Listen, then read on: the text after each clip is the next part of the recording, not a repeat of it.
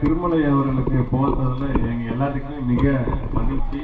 Night பகல் பார்க்காம செவ்வறு விளம்பரம் ஃப்ளெக்ஸு நைட்டு 12 மணிக்கு எனக்கு போட்டோ எடுத்து போட்டிருப்பாரு. அவ்வளோ ஒரு ரொம்ப சிறந்த தமிழக வெற்றி கழகத்தோட உழைப்பாளி, தளபதியோட விசுவாசி. என்கிட்ட 2-3 நாளைக்கு முன்னாடி ஃபோனில் பேசுகிறப்ப சொன்னாப்புல, ரொம்ப ஒரு சின்ன வாக்குவாதம், நீங்கள் குட்டுன்னு போடுவீங்கன்னா அந்த ஒரு வார்த்தையாக நாங்கள் எத்தனை தூரம் ஏங்கியிருக்கேன் அப்படின்னு சொல்லி கேட்பாரு. நாங்கள் எங்கள் மேலே இருக்கிற நிர்வாகிகளுக்கு நாங்கள் நினச்சி இந்த குட்டுன்னு வாங்குறதுக்கு நாங்கள் எவ்வளோ கஷ்டப்பட்டிருக்கேன்னு எங்களுக்கு எனக்கு அந்த நிமிஷம் தான் அது எனக்கு தெரிஞ்சிச்சு.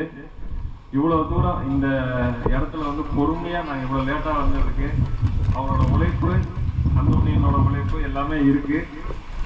மெயினாக இவரை சிறப்பாக நாங்கள் கௌரவிக்கிறதுக்கு நாங்கள் ரொம்ப பெருமைப்பட்டுக்கிறோம். வாழ்த்துக்கள் கொடுத்தோம்.